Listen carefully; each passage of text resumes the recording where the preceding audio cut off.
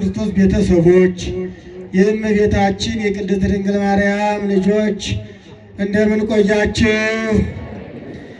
እግዚአብሔር አምላካችን ሁላችንም ከዚህ ሰዓት አድርሶ በዚህ ሰዓት ኃጢአታችን ወደሚሰረይበት በረከት ወደምናገኝበት ቦታ ተገኝተን ይህን ሰዓት እንድናሳልፍ የፈቀደ አምላካችን እግዚአብሔር የተመሰገነ ይሁን። እንኳን አደረሳችሁ። ቤተ ክርስቲያናችን ዛሬ በደመቀ ሁኔታ የምታከብረው ታላቅ በዓል ነው። እግዚአብሔር አምላክ ለሰው ልጆች መልካም ሥራ የሰራበትን ቀን እግዚአብሔር ለሰው ልጆች የዋለውን ውለታ ቤተ ክርስቲያናችን ታስታውሳለችና ዛሬ ሰው የዳነበት ቀን ይታወሳል ማለት ነው። እንግዲህ ሊቃውንተ ቤተ ክርስቲያን ሌሊቱን ሙሉ ሲዘምሩ አድረዋል። እኔ አሁን ከወንጌል አንድ ጥቅስ መነሻ ጠቅስላችኋለሁ። የሉቃስ ወንጌል ምዕራፍ 4 ከቁጥር 17 እስከ 19 ያለው ኃይለ ቃል እንዲህ ይላል። ወሀብዎ መጽሐፈ ኢሳይያስ ነቢይ ወከሲቶ መጽሐፈ ረከበ መካነ ሀበ ጽሑፍ ዘይብል እዜኖሙ ለነዳያን ወእስብክሎሙ ግዛነ ለጽዮዋን ይላል። በግዕዝ የተጻፈው ይህ ምን ማለት ነው? ጌታችን መድኃኒታችን ኢየሱስ ክርስቶስ በአይሁድ ጉባኤ በምኩራባቸው በተገኘ ጊዜ ያነብ ዘንድ መጽሐፈ ኢሳይያስን ሰጡት። መጽሐፈ ኢሳይያስን ሲሰጡት መጽሐፈ ኢሳይያስ ስለሱ የተናገረው ስለሱ የጻፈው የት ቦታ ላይ እንደሆነ መጠየቅ የሚያስፈልገው አምላክ ነውና ስለሱ የተጻፈውን በመጽሐፈ ኢሳይያስ ላይ አወጣና አነበበው። መጽሐፉ ምን ይል ነበረ? ስለሱ የተጻፈው እንዲህ ይል ነበር። መንፈስ እግዚአብሔር ዘላይኔ ዘበእንቲአሁ ቀባኒ፣ የእግዚአብሔር መንፈስ በእኔ ላይ ነው፣ እርሱም ደግሞ ለነዳያን ወንጌልን ሰብክ ዘንድ ቀባኝ የሚል ነበር። እንዲሁ ነፃ ላጡት ነፃነትን ለተማረኩት ነፃነትን ሰብክላቸው ዘንድ የሚል ነው እና ሊቃውንቱ ይህንን ሲዘምሩት አድረዋል ማለት ነው። ወከሲቶ መጽሐፈ ረከበ ሀበ ይብል እያሉ ሉቃስ እንደጻፈልን ኢየሱስ ክርስቶስ እንዳነበበው ቅዱስ ያሬድ ያን አምጥቶ ስለዘመረው አሁን ሊቃውንቱ ይህንን ሲዘምሩት ነው ያደሩ። በእኛ ቤተ ክርስቲያን የሚዘምረው ወንጌል ነው ወይ ብሉይ ኪዳን ነው ወይ ሐዲስ ኪዳን ነው።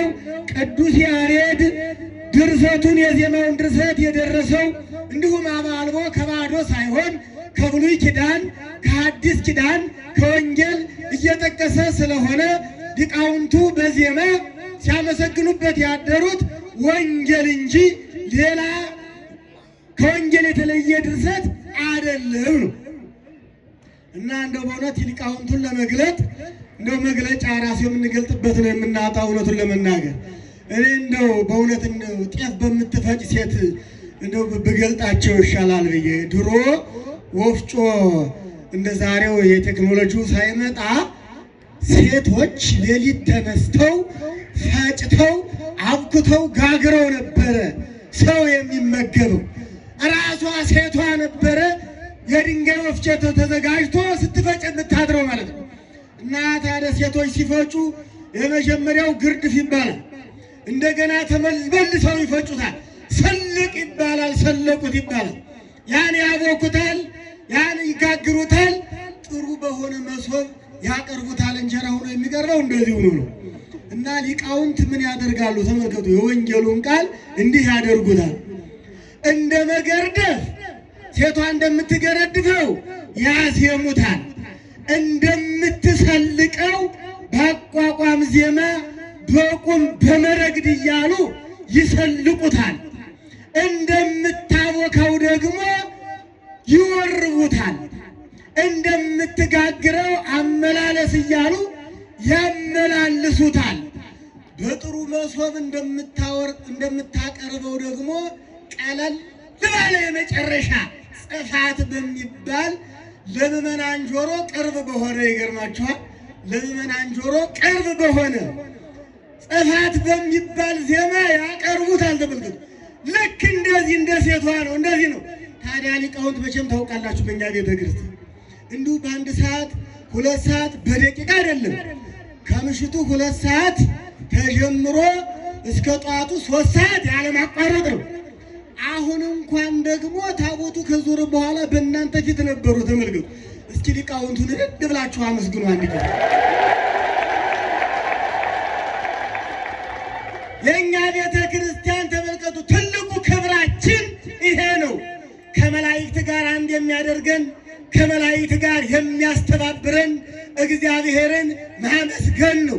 እንጀራ መብላት ከእንስሳት ጋር እንጂ ከመላእክት ጋር አያገናኝም። እግዚአብሔር እንጀራ የሰጠን እንጀራ የሚፈልግ ሥጋ ስለፈጠረ ለጊዜው በዚህ ምድር ላይ እንድንቆምበት እንጂ ዘላለማዊ ምግብ አይደለም። እንጀራ ዘላለማዊ ምግብ የእግዚአብሔር ቃል ነው። ከመላእክት ጋር የምንመገበው መላእክት ምግባቸው የእግዚአብሔር ቃል ነው። ስናመሰግን ከመላእክት ጋር ተሳትፎ ይኖረናል ማለት ነው። በእውነት እንደው ለኢትዮጵያ ኦርቶዶክስ ተዋሕዶ ቤተ ክርስቲያን ቅዱስ ያሬድን የፈጠረ ቅዱስ ያሬድን የሰጠ ለቅዱስ ያሬድ ይህን ጥበብ የገለጠ አምላካችን እግዚአብሔር የተመሰገነ ይሁን።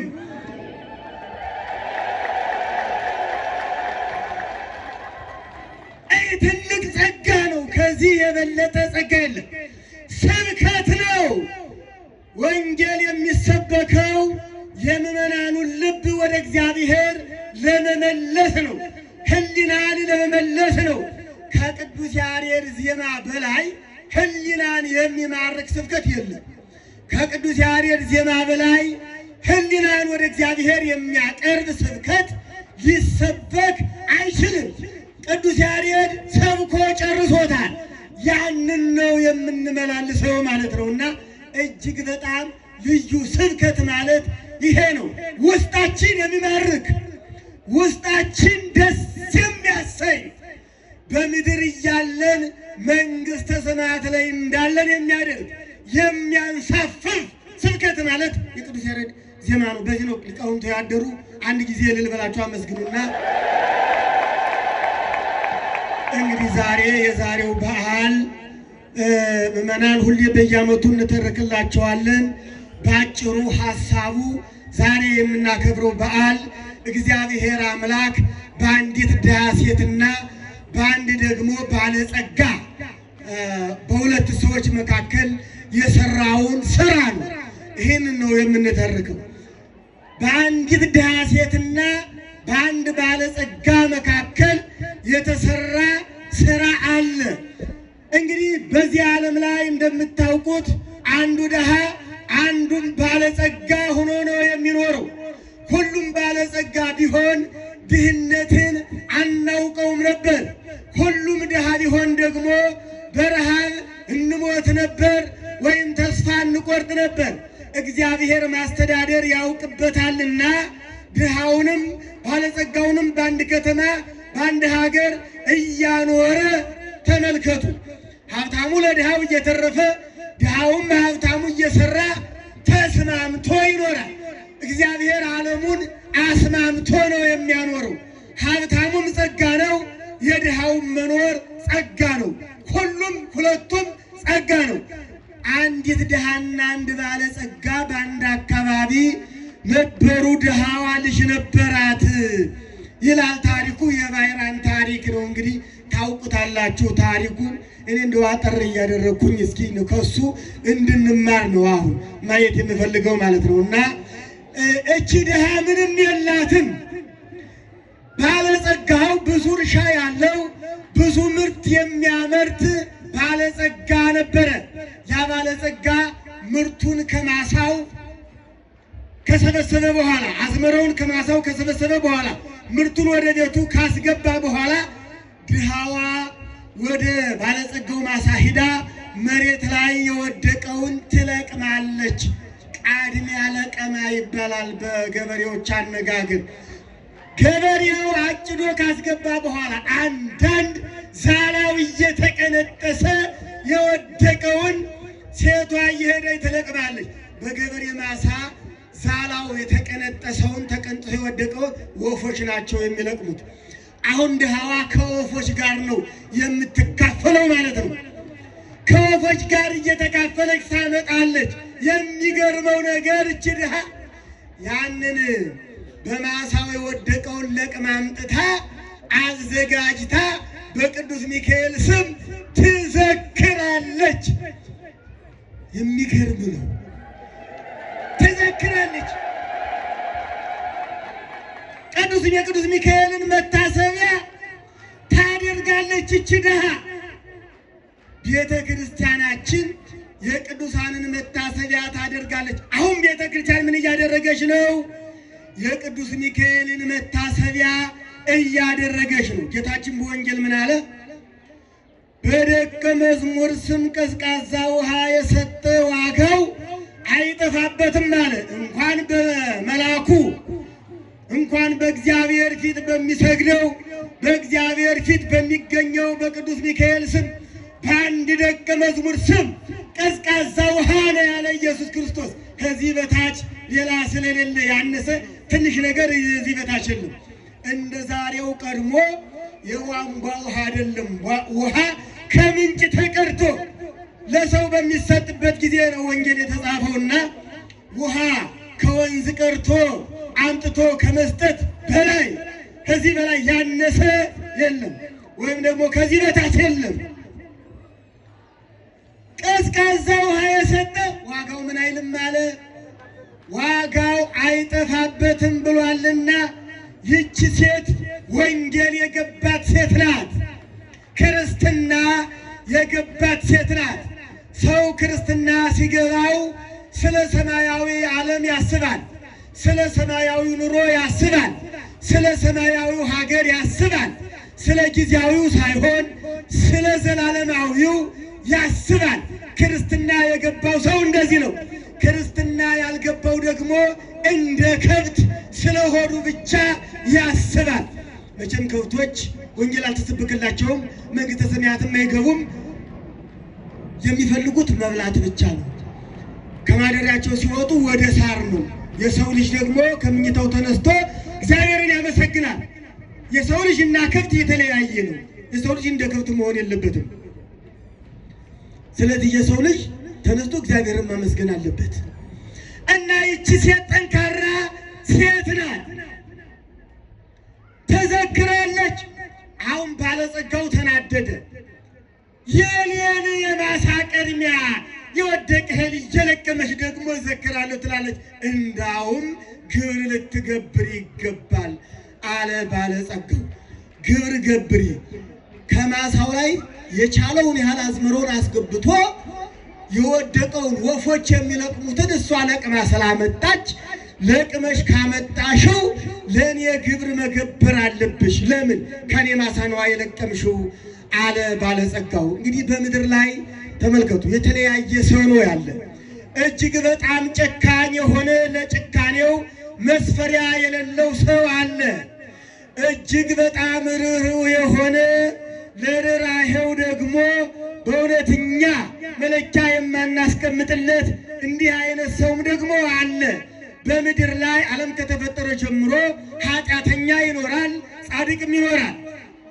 ከሰው መጀመሪያ ተመልከቱ እንግዲህ የአዳምና የሔዋን ልጆች አቤልና ቃየል ናቸው። ቃየል እጅግ በጣም ክፉ ነው፣ አቤል ደግሞ እጅግ በጣም ደግ ነው። እስከ ዕለተ ምጽአት ድረስ አቤልና ቃየል ይኖራሉ። ገብር ያለ ያስገብራት ነበረ። እግዚአብሔር አምላክ ይህንን ግፍ ተመለከተ። እኛ እናየውም፣ እሱ ያየናል። የሚደበቅ ነገር የለም፣ ከእርሱ የሚሰወር ነገር የለም። እንኳን የምንሰራውን ገና ያሰብነውን ያውቃል። እንኳን ያሰብነውን ነገ የምናስበውንም ያውቃል። አይደል እንዴ? ገና ነገ የምናስበውንም ያውቃል እግዚአብሔር። ቅዱስ ጴጥሮስን 3 ጊዜ ትክደኛለህ ያለው በእልህ ያን ጊዜ ሐሙስ ማታ ቅዱስ ጴጥሮስ ምን እንደሚያስብ ኢየሱስ ክርስቶስ አስቀድሞ ስላወቀ ነው። ተመለከተ እግዚአብሔር። ቅዱስ ሚካኤልን ላከ፣ ቅዱስ ገብርኤልን ላከ ወደ ሴቷ ቤት። በሴቷ ቤት ሁለቱ መላእክት ይነጋገሩ ነበር። ምን እያሉ? የዚህን ባለጸጋ ሰው ገንዘብ የዚች ድሃ ልጅ ይወርሳል እያሉ ይነጋገሩ ነበር። እግዚአብሔር ተናገሩ ብሏቸው ነው የተናገሩት። በዚህ ጊዜ ግን ባለጸጋው ሰማ ይላል። ይህን ነገር ሰማ። ምንድን ነው የሚሉት? የዚህን ባለጸጋ ገንዘብ የዚች ድሃ ልጅ ይወርሳል ሲሉ፣ ሃይማኖት የሌለው ሰው ስለ ችግሩ መፍትሄ ከራሱ ነው የሚፈልገው። በእምነት ውስጥ ያለ ሰው ለችግሩ መፍትሄ እግዚአብሔርን በጸሎት ይጠይቃል። እግዚአብሔር ነው ለችግር መፍትሄ የሚሰጠው። እኛ ለራሳችን መፍትሄ ለማምጣት ብንሮጥ፣ ዳገት ብንወጣ፣ ቁልቁለት ብንወርድ አይፈታም። እግዚአብሔር ካላገዘ፣ እግዚአብሔር ካልረዳ፣ ሃይማኖት የሌለው ሰው፣ መንፈሳዊ ያልሆነ ሰው መፍትሄን ከራሱ ነው የሚፈልገው። ይህ ባለጸጋ ገንዘቡ እንዳይወረስ መፍትሄ ከራሱ ፈለገ። ምን አለ? ይሄ ልጅ የኔን ገንዘብ እንዳይወርስ አስቀድሜ መግደል አለብኝ። ከሞተ መቼም ተነስቶ ገንዘቤን አይወርስም አለና የራሱን መፍትሄ በአይምሮው ማንሰላሰል ጀመረ። ከዚያ በኋላ ምን ላድርግ አለ። ልጁን እንዴት አድርጌ ላግኘው? እች እንዳ ሴት ሄደና እንዲህ ብሎ አታለላት ይላል። እባክሽ ልጅሽን እኔ ላሳድገው፣ ከኔ ቤት እየሰራ ይደግ፣ እንደፈለገ ይበላል ይመገባል፣ አይኑ ያየውን ይለብሳል፣ አይዞሽ ተንከባክቤ እዘዋለሁ አላት። የሄሮድስ አነጋገር ማለት ነው። ታውቁታላችሁ የሄሮድስ አነጋገር። ኢየሱስ ክርስቶስን ሊገድለው እየተዘጋጀ እኔ የምሰግድለት ዘንድ ያለበትን ቦታ አሳዩኝ ነበር ያለ ሄሮድስ። እንደ ሄሮድስ ማለት እባክህ ስጭኝ አላት። እርሷም እንዲያው ከእኔ ጋር ከሚራብ ምን አለ የምንቸገረኝ አንተ ብታሳድገው በችው ይላል። እርሱ ግን በልጁ ልክ ሳጥን አዘጋጀና ልጁን እዚያ ውስጥ አስገባና በቁልፍ ቆልፈውና ቁልፉንም አብሮ ተመልከቱ፣ አብሮ ከሳጥኑ ጋር ወደ ባህር ጣለው ነው። እንደሱ አስተሳሰብ በባህር ልጁ ሰምጦ እንዲሞት ነው። በሱ ሕሊና ልጁን ገድሎታል። የዚያችን ድሃ ልጅ ገድሎታል በሕሊናው። ነገር ግን የእያንዳንዱን ነፍስ የሚቆጣጠር እግዚአብሔር፣ እያንዳንዳችን የምንሞትበትን ቀን የሚያውቅ እግዚአብሔር ካልፈቀደ በስተቀር ነፍሳችን ማንም እንዳይወስዳት የሚቆጣጠር እግዚአብሔር የባሕራንን ነፍስ ይጠብቅ ነበረ። ስለሆነም ሳጥኑ በባህሩ ላይ መንሳፈፍ ጀመረ። ሳይሰጥም ማለት ነው። መንሳፈፍ ጀመረ። ከዚያ ባለጸጋው ካለበት ሀገር ወደ ሌላ ሀገር ወስዶ እግዚአብሔር ጠብቆ ያደረሰው። ቅዱስ ሚካኤል ምን ይሰራል? ቅዱስ ሚካኤል ያንን ሳጥን እየተንከባከበ ነው። ቅዱስ ሚካኤል በባህር ላይ ይሄዳል። ቅዱስ ሚካኤል ረቂቅ ነው። አካሉን ባህር አያሰጥመውም።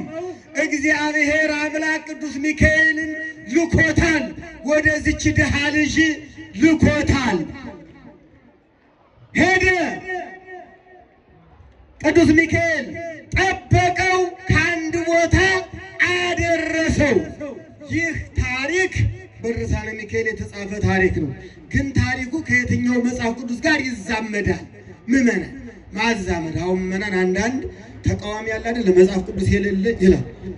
ዮናስን በባህር ውስጥ በያውም በአሳ ሆድ ውስጥ 3 ሌሊትና 3 መዓልት 3 ቀንና 3 ሌሊት የጠበቀ ጌታ ባሕራንን አይጠብቅም እንዴ? ዮናስን በአሳ ሆድ ውስጥ የጠበቀ ጌታ ባሕራንን በሳጥን ውስጥ አይጠብቅም? ይጠብቃል። መጽሐፍ ቅዱስም ይህን ነው የሚነግረን። በኋላ የተጻፈው ታሪክም ይህን ነው የሚነግረን። የመጽሐፍ ቅዱሱ ታሪክም የእግዚአብሔር ድንቅ ሥራ ነው። በዚህ መጽሐፍ ላይ የተጻፈው የእግዚአብሔር ድንቅ ሥራ ነው። ድንቅ ሥራ የሚሠራ አምላክ የተመሰገነ ይሁን። አመስግኑት እግዚአብሔር። እኛንም እኮ እንደዚህ ነው የሚጠብቀን። ተመልከቱ። ምንም እንዲህ አይነት ግልጥ ታምር እንኳን ባይደረግ እንደዚህ የሚጻፍ እንኳን ባይደረግ እኛ ሳናውቀው እርሱ በሚያውቀው ጠብቆ ነው እዚህ ቦታ ላይ አሁን ያመጣል። እንድንተነፍስ ያደረገ ሕይወታችን የሚንቀሳቀሰው እግዚአብሔር ስለሚጠብቅ። እንደውም ሊቃውንቱ በእውነት እንዲህ እያሉ ዘምረዋል። ኖላዊነ ኄር ዘኢትነውም። በዮሐንስ ወንጌል ምዕራፍ 10 ቁጥር 11 ጌታችን ምን አለ? አነ ውእቱ ኖላዊ ኄር፣ ቸር እረኛ እኔ ነኝ አለ። ሊቃውንት ይህንን ሌሊት ዘመሩት። ምን ብለው? ኖላዊነ ኄር ዘኢትነውም፣ እንቅልፍ የሌለብህ ጠባቂ፣ የማታንቀላፋ ጠባቂ፣ ትጉህ ጠባቂያችን እያሉ ነው ሌሊት የዘመሩት። እንደዚህ ነው ሌሊት የተዘመረው። ያ የማያንቀላፋው ጌታ ተመልከቱ፣ ከባሕራን ጋር አብሮ ይሄድ ነበረ። ባሕርን በፍኙ የሚለካ ጌታ፣ ባሕርን የሚገስጽ ጌታ፣ ባሕርን የሚያዛት ጌታ። ያለ እግዚአብሔር ፈቃድ ባሕርም እኮ አታሰጥምም። አታስጥሚ ካላት አታሰጥምም። አስጥሚ ሲላት ደግሞ እነ ፈርዖንን ትውጣለች። እግዚአብሔር እንዳዘዛት ነው ባሕር የምትሄደው። ባሕር የሚታዘዙለት ነፋሳትስ የሚታዘዙለት ማን ነው አሉ የኢየሩሳሌም ሰዎች። ጌታችን ወንጌልን ሲሰብክ ባህሩን ያዘዋል ተመለከቱ፣ ነፋሱን ያዘዋል ተመለከቱ። ነፋስና ባሕር የሚታዘዙለት ይህ ማን ነው አሉ። ማን ነው? የነፋስ ጌታ ነዋ፣ የባሕር ጌታ ነዋ። ባሕሩንም ነፋሱንም የፈጠረ አምላክ ነዋ። ነፋስና ባሕርን የሚያዝ ጌታ። ይህንን ያላወቀ ያ ባለጸጋ ነው በእውነት ያንን ሕፃን ወደ ባህር የጣለው። እግዚአብሔር እንደው አምላካችን ካለማወቅ ይሰውረን፣ እንደው ልባችንም ደግሞ ርኅሩህ ያድርግልን፣ በአምልኮተ እግዚአብሔር ውስጥ ያኑረን። ባሕራን ሄደ። በአንድ ቦታ ላይ እርሱን የሚቀበል ሰው ራሱ እግዚአብሔር አዘጋጀ። ሳጥኑን ተመለከተው። የነጋዴ ሳጥን ይሆናል፣ በውስጡ ወርቅ ይኖርበታል ብሎ ሳጥኑን አወጣው። ሳጥኑን አውጥቶ በምን በከፈትኩት ሲል ደግሞ ለካ ቁልፉን ተመልከቱ። አሳ ውጦት ኑሯል። አንድ ቀን አሳ ሲያወጣው ቁልፉን እዚያ ውስጥ አገኘ። አወጣና የዚህ ሳጥን ቁልፍ ይሆናል ብሎ ሲከፍተው ከወርቅ የበለጠ ከብር የበለጠ ምዕመናን፣ ሰው ነው ብር ነው የሚበልጠው? በሳጥን ወርቅ ሊገኝ ይሻላል? ብር ሊገኝ ይሻላል? ወይስ የሰው ሕይወት ሊገኝ ይሻላል? ብርና ወርቅ እኮ የኔና የናንተ አገልጋይ እኮ መገልገያ እኮ ነው። እግዚአብሔር ባሪያ የፈጠረ ሰውን ነው፣ የሞተለት ሰው ነው። እኮ ድንጋይ ነው። ከድንጋይ የተሻለ ድንጋይ ማለት እኮ ሌላ እኮ አይደለም እኮ። ወርቅ ማለት ከድንጋዮች የተሻለ ድንጋይ ማለት ነው። ስለዚህ ድንጋይ ሳይሆን ሰው ያገኘ ደስ አለው። በእውነት ጥሩ ሰው ነው። ወርቅ ቢያገኝ ይህን ያክል አይደሰትም ነበር። በጣም ነው ደስ ያለው። ይህንስ ወስጄ አሳድገዋለሁ ከኔ ጋር ይኖራል አለ። እየተደሰተ ነው ሄደው። አይ ለምን ሰው አገኘሁ ለምን ወርቅ አላገኘሁም አላለም። በእውነት ጥሩ ሰው የሚወድ ሰው ስለሆነ አያችሁ። ሰው የማይወድ ሰው ወርቅ ሲያገኝ ነው ደስ የሚለው። ሰው የሚጠላ ሰው በገንዘብ ነው የሚደሰተው።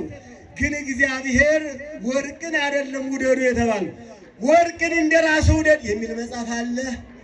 የለም። ወንድምህን እንደራስ ውደድ ነው ያለ ጌታችን መድኃኒታችን ኢየሱስ ክርስቶስ እንጂ ገንዘብን እንደራስ ውደድ አይልማ። በብሉይ ኪዳን ብትፈልጉ፣ በሐዲስ ኪዳን ብትፈልጉ፣ በሊቃውንት ድርሰት ብትፈልጉ እንደዚህ የሚል የለም። ለእኛ ለመገልገል በዚህ ዓለም ለኑሮ የሚበቃ ለምግብ፣ ለልብስ፣ ለመጠለያ የሚበቃ መገልገያ ነው።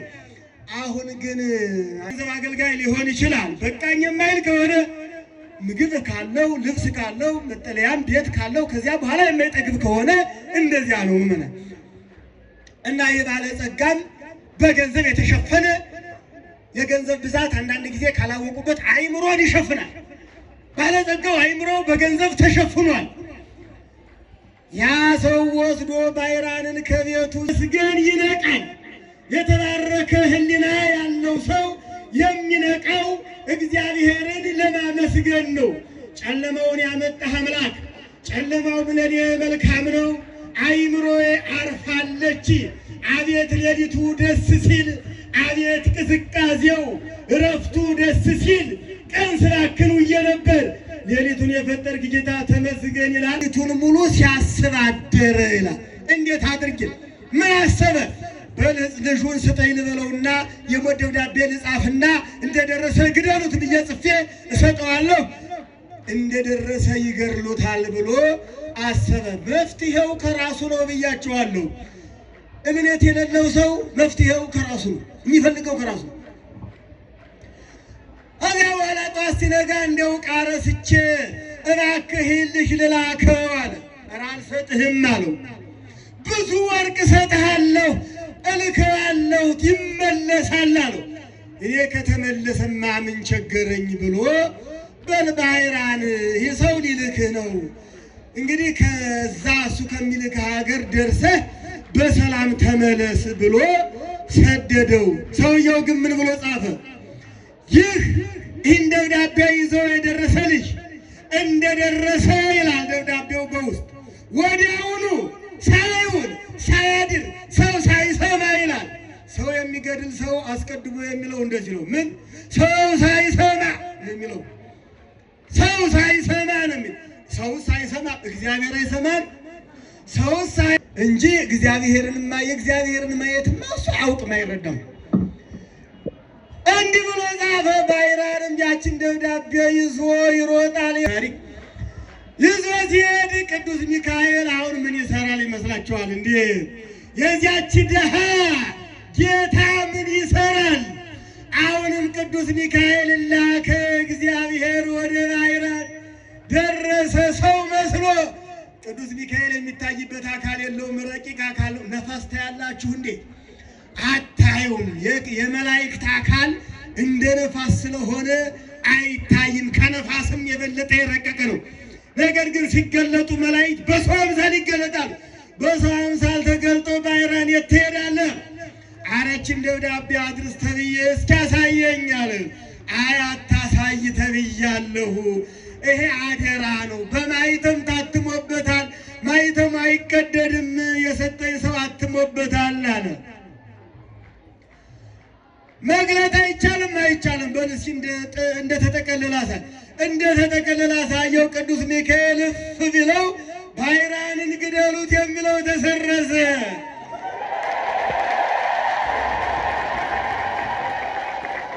እግዚአብሔር ሲያድን እንደዚህ ነው። ተመልከቱ። እግዚአብሔር እኮ የሚያድንበት የማይቸገር አምላክ እኮ ነው። ደብዳቤም ሲጻፍ ይሰርዛል እግዚአብሔር አምላክ። ሞት ሲጻፍ ሕይወት ይጽፋል። ቅዱስ ሚካኤል ደብዳቤውን ሰርዞ ዝም አላለ። ምን አለ? እንዲህ ብሎ ጻፈበት ቅዱስ ሚካኤል። ደብዳቤው እኮ እንደታጠፈ ሳይገለጥ እኮ ነው። ተመልከቱ። ሳይገለጥ ቅዱስ ሚካኤል እንዲህ ብሎ ጻፈ። ይህ ልጅ ደብዳቤውን ይዞ እንደደረሰ የዚያ ባለጸጋ አንዲት ሴት ልጅ ነበረችው፣ ሌላ ልጅ አልነበረው። ያችን አንዲቷን ልጅን አጋብታችሁ በውጭና በውስጥ ያለውን ተንቀሳቃሽና የማይንቀሳቀስ ንብረቴን አውርሳችሁ ቆዩኝ፣ እስኪመጣ ድረስ እንጠብቅ እንዳትሉ የሚል ደብዳቤ ጻፈበት። ባይራን ያችን ደብዳቤ እንደተጻፈ አላወቀም። ወስዶ ሲሰጣቸው እንዴ ሙሽራችን እንኳን በሰላም መጣ። ተመልከቱ። ያ ባለጸጋ እንደጻፈው ያ ባለጸጋ የጻፈው ደብዳቤ ሂዶ ቢሆን ኑሮ ባይራንን የት አካባቢ እንግደለው፣ የት አካባቢ እንቅበረው፣ በየትኛው ሰዓት እንግደለው እያሉ ይመካከሩ ነበር። አሁን እግዚአብሔር አምላክ ሞትን ቀይሯልና ሙሽራችን ሆይ መንከባከብ ጀመሩ። ከዚያ ቀን ጀምሮ ሰርጉ መዘጋጀት ተጀመረ ይላል። አጋቡት። ይኸውላችሁ የእግዚአብሔር ማዳን እንደዚህ። በነገራችን ላይ መጽሐፍ ቅዱስ ለጠው መቼም እግዚአብሔር አምላክ በተፈጥሮ ለእኛ የምንሰራው ስራ ፈቅዶልናል። ደግሞ ከኛ አቅም በላይ ያለው እግዚአብሔር በታምር ያደርጋል። ከዛ በኋላ ነገሩ ሲመለስ የሰርግ ድምፅ፣ የዘፈን ድምፅ ገና ሳይደርስ ኧረ የምን ዘፈን ነው ብሎ ጠየቀ። ያ የላከው ልጅ እኮ ተድሮ ነው። ደነገጠና ከበቅሎ ላይ ወድቆ ሞተ ይላል። እንግዲህ ይኸውላችሁ መቼም እንግዲህ የሰው ሞት ባያስደስተንም ግን የሞተው አመፀኛ ስለሆነ ባይራንን የሚገድል ነው። መቼም የሰው ሰይጣን ማለት ነው። ልክ ልታጨበጭቡ ይገባል። ሰይጣን ሞተ ሲባል ማጨብጨብ ነው። ሰይጣን ከሞተ ይሄም ሰው ሰይጣን ያደረበት ሰው ነው። ትንሽ ወደ ህሊናው አንድ ቀን የማይመለስ ሰው እኮ መቼም ተመልከቱ። ይህ ስጋችን አስቸጋሪ ነው። ኃጢአት እንሰራለን። ከኃጢአት ወደ ኃጢአት እንሄዳለን። ግን ቆም ብሎ ቢያንስ ማሰብ ቢያንስ እንደ ፈጣሪን እኮ እንደው እግዚአብሔር እንደው እሱ ካልፈቀደ ሌሊቱ እንዴት ይነጋል? ቀኑስ እንዴት ይመሻል? የምመገበው እህልስ እንዴት ለጨጓራ ይስማማል? እንዴት ቁሜ እንድሄድ ያደርገኛል ብሎ ትንሽ ነገር እኮ ማሰብ ያስፈልጋል። በጭካኔ ላይ ጭካኔ መጨመር ጥሩ አይደለም። እግዚአብሔር አምላክ ትዕግስተኛ ነው እንጂ ድሆችን አይተው። የወንጌላችን እኮ በወንጌል ላይ የጠቀስኩላችሁ እንዲህ ነው የሚለው ለድሆች ወንጌልን እሰብክ ዘንድ ላከኝ። እግዚአብሔር ሰው የሆነ ለምንድን ነው? ለድሆች ወንጌል ሊሰብክ። እግዚአብሔር በኢየሩሳሌም የተመላለሰ ለድሆች ወንጌል ሊሰብክ በዚህ ምድር ላይ ተመልከቱ። ዓለም በሙሉ ድሃ ነበረ። በምን? በክብር ድሃ ነበር። እኛውን ድሃ ሲባል ቶሎ በላችሁ የምታስቡት የሚበለው የሌለው የሚጠጣው የሌለው እንደው ደሞዝ የሌለው ቤት የሌለው ብዙ ገንዘብ የሌለው የቤት ኪራይ ለመክፈል የተቸገረ ያላችሁ የምታስቡ። ይህ ብቻ አይደለም፣ የክብር ድሃ አለ። የክብር ድሃ አለ። ተመልከቱ፣ የመንፈሳዊነት ድሃ የሆነ ሰው አለ። ዓለም በክብር ደህይቶ ነበር። ክብር አጥቶ ነበር። ወደ ሲኦል ተወርውሮ ነበር። ከክብር የለሹ ጋር ከዲያብሎስ ጋርም ይኖር ነበር። ክብር የለሽ ዲያብሎስ ነፍሳትን ተቆጣጥሮ ስለሚኖር ሰው የሆነ ሁሉ ክብር አጥቶ ነበር። ክብር ወዳጣው ሕዝብ ነው የመጣ። ለድሆች ወንጌልን እሰብክ ዘንድ ይገባኛል። ክብር ላጡት ክብርን እሰጥ ዘንድ ይገባኛል። በጨለማ ውስጥ ያሉት ከጨለማ ላወጣቸው ላበራላቸው ይገባኛል ነው ያለው። ወንጌሉን ሳነበው ጌታችን መድኃኒታችን ኢየሱስ ክርስቶስ እንደዚህ ብሎ ነው ያነበበው። ስለዚህ እግዚአብሔር አምላክ ወደል። ሰው ግን ድሃ ይወዳል? ሰው ድሃ ይወዳል? አይወድም። ሰው እና እግዚአብሔር የሚለያዩት በዚህ ነው። ሰው ድሃ አይወድም። ሰው የሚወደው ባለጸጋ ነው። የዚያ ፋብሪካ ባለቤት የኔ ወዳጅ ናቸው ይላል ሰው ፈገግ እያለ። ያ ተወገለ ይባል ባለጸጋ እሱ እኮ የኔ ወዳጅ ነው ይላል ፈገግ ይላል። ስለ ድሃ ግን እንደዚህ ያወራል እንዴ? ሀብታም ሲገኝ ፈገግ፣ ድሃ ሲገኝ ኮስተር ብሎ ወይም እንዳላዩ ማለፍ አይደለም። ይህን ማን ነው የሚያደርገው? ሰው። እግዚአብሔር እንዲያደርጋል አያደርግም። እግዚአብሔር እንዲህ አያደርግም። እግዚአብሔር የማይወደው የጽድቅ ድሃ የሆነ ነው። የጽድቅ ድሃ አይወድም እግዚአብሔር። በኃጢአት የበለጸገ፣ በተንኮል የበለጸገ፣ በጭካኔ የበለጸገ፣ በምቀኝነት የበለጸገ፣ በቅናት የበለጸገ እግዚአብሔር አይወድም እንጂ ስለ ጠጠር ባለጸጋ እግዚአብሔር ምንም አይደለም። እግዚአብሔር ከድሆች ጋር፣ እግዚአብሔር ከሚገፋ ጋር ነው። እግዚአብሔር ከገፋኢ ጋር ከሚገፋ ጋር አይሆንም። እግዚአብሔር ከሚያለቅሱት ጋር አለ፣ ከሚያስለቅሱት ጋር እግዚአብሔር የለም። እግዚአብሔር ከሚያዝኑት ጋር አለ፣ ከሚያሳዝኑት ጋር እግዚአብሔር የለም። ከሚሰቃዩት ጋር እግዚአብሔር አለ፣ ከሚያሰቃር ነበረ። እግዚአብሔር ከተገፋው ከተሸጠው ከባይራን ጋር ነበረ። እግዚአብሔር አይረሳም። ማንን? ገፊውንም ተገፊውንም የበደለውንም የተበደለውንም እግዚአብሔር አይረሳም። አባ ሕርያቆስ ምን አለ? ኢይርሳ እስመ ዘይትረሳ ይላል። ሰው ኃጢአት ሰርቶ አይርሳ አለ። መርሳት የለበትም። ኃጢአት እኮ ሰርቻለሁ ያለ ማሰብ አለበታል። ሕዝበ ዘይትረሳ አንተ ብትረሳው እግዚአብሔር ግን አይረሳውም ያስብብሃል አለ። ለሰራነው መልካም ስራ እግዚአብሔር ያስብልናል። በሰራነው ክፉ ስራም እግዚአብሔር ያስብብናል። እግዚአብሔር በእውነት መልካም ስራ ሰርተን መልካም እንዲያስብልን የእግዚአብሔር ፈቃድ ይሁንልን። አሁን በእውነት ባይራንን ሁኑ፣ ባይራንን እንሁን። ባለጸጋው ተመልከቱ፣ አስተማረን እኮ እዚህ ላይ ምንድነው ያስተማረን? ብዙ ዘመን እኖራለሁ ብሎ ነበር፣ ግን አልኖረም። ከሀብቴ ጋር እኖራለሁ ብሎ ነበር፣ ነገር ግን እግዚአብሔር ያልባረከው ሀብት አይሆንም። እግዚአብሔር ያልሰጠው፣ እግዚአብሔር ያልባረከው፣ እግዚአብሔር ያልፈቀደው ሊሆን አይችልም። አንድ ጉራሽ እንጀራ አይበላም። ያ ባለጸጋ መብላት አልቻለም። እግዚአብሔር ከዘላለማዊ ባህር ይጠብቃል። ይሄማ ጊዜያዊ ነው። ሰው ባህር ቢገባ ለተወሰነ ደቂቃ ይጨነቃል፣ እዚያ በኋላ ይሞታል፣ ያርፋል። የማያሳርፍ ባህር አለ። ከማያሳርፈው ባህር እግዚአብሔር አምላክ ይጠብቀናል። ቅዱስ ሚካኤልን ይልክልናል እግዚአብሔር አምላካችን። የቅዱስ ሚካኤል አምላክ የተመሰገነ ይሁን። በቃ ጨርሻለሁ ትምህርቴን። አንድ ጥቅስ ብቻ ጠቅሼላችሁ የይሁዳ መልእክት ምዕራፍ 1 ምዕራፍ ምንጊዜም አንድ ነው። ቁጥር 9 እግዚአብሔር ይገስጽ አለው ዲያብሎስን። እግዚአብሔር ይገስጽ ይበለው ቅዱስ ሚካኤል። ዲያብሎስን ሰይጣን ማን ይገስጸው? እግዚአብሔር ይገስጸው። ቅዱስ ሚካኤል ነው። እግዚአብሔር ይገስጽ አለ። ቅዱስ ሚካኤል አጋንንትን ይገስጽልን። ያስተማረን አምላካችን የተመሰገነ